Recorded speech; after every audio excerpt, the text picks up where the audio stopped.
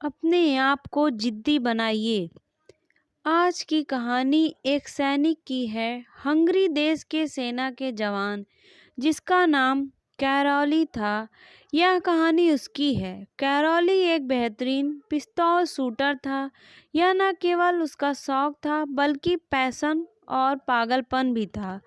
उसने सन 1938 के national games में बेहतरीन प्रदर्शन करते हुए एक प्रतियोगिता को अपने नाम पर कर लिया था। उसके अद्भुत प्रदर्शन को देखकर पूरे देश के लोगों को उससे ये आशा भी बन गई थी कि वह 1940 में होने वाले ओलंपिक में देश के लिए गोल्ड मेडल भी जीतेगा। लेकिन शायद किस्मत को कुछ और ही मंजूर था। सन 1938 के नेशनल गेम के तुरंत बाद आर्मी की एक ट्रेनिंग के दौरान उसके उसी हाथ में हैंड ग्रेनेड फट गया जिससे वह निशाना लगाता था। उसका वह हाथ शरीर से अलग हो गया। सारा देश जो उनसे ओलंपिक गोल्ड मेडल के लिए उम्मीद लगाए बैठा था, वह गम में डूब गया। उनका सपना खत्म होने के कगार पर आ गया। लेकिन जो अपने सपनों को सच्चे दिल से पूरा करना चाहते हैं और उसके लिए ईमानदारी से मेहनत करते हैं, वे लोग इतनी आसानी से हार नहीं मानते। कैरोली भी उन्हीं लोगों में से था। कैरोली को अपने सपने के आगे कुछ भी नहीं दिखाई देता, अपनी अपंगता भी नहीं।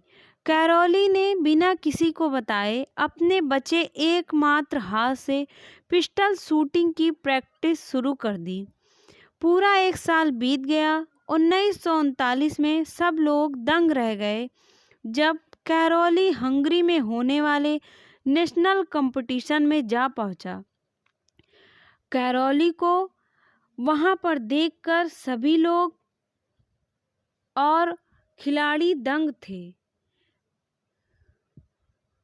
सब सोच रहे थे कि शायद वह खिलाड़ियों का हौसला बढ़ाने के लिए आया होगा, लेकिन सभी का आश्चर्य का कोई ठिकाना नहीं रहा जब कैरोली ने कहा, मुझे धन्यवाद देने की कोई ज़रूरत नहीं है, क्योंकि मैं किसी का भी मनोबल बढ़ाने नहीं आया हूँ। मैं यहाँ आया हूँ तुम सबसे मुकाबला करने। एक प्रतिद्वंदी को धन्यवाद नहीं दिया जाता, उससे मुकाबला किया जाता है।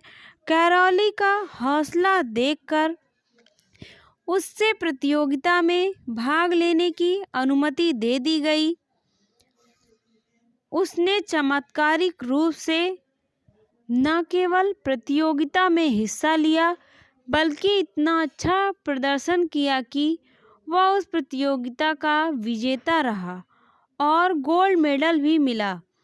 देश के लोगों में फिर से नई उम्मीद जगी और उन्हें लगने लगा कि 1940 का ओलंपिक मेडल उनके देश में ज़रूर आएगा। कैरोली ने भी ज़ोरों शोरों से ओलंपिक के लिए तैयारी शुरू कर दी। लेकिन कहते हैं ना, जब मुसीबत आती है तो हर तरफ से आती है। ऐसा ही कुछ हुआ कैरोली के साथ, क्योंकि 1940 का ओलंपिक विश्व युद्ध की वजह से रद्द हो गया। लेकिन हार मान जाए वह कैरोली कैसा। 1944 में होने वाले ओलंपिक के लिए उसने तैयारी शुरू कर दी। लेकिन कैरोली की किस्मत भी जैसे जिद पर उतर आई थी। 1944 का ओलंपिक भी विश्व युद्ध की वजह से रद्द कर दिया गया। कैरोली भी जिद पे उतर गया था। उसने 1948 के ओलंपिक के लिए तैयारी शुरू रखी। आखिरकार 1948 के ओलंपिक में उसने हिस्सा लिया। इस ओलंपिक तक पहुँचते पहुँचते कैरोली की उम्र काफ़ी ज़्यादा हो चुकी थी। वह 38 वर्ष का था और उसके प्रतिद्वंदी बहुत जवान।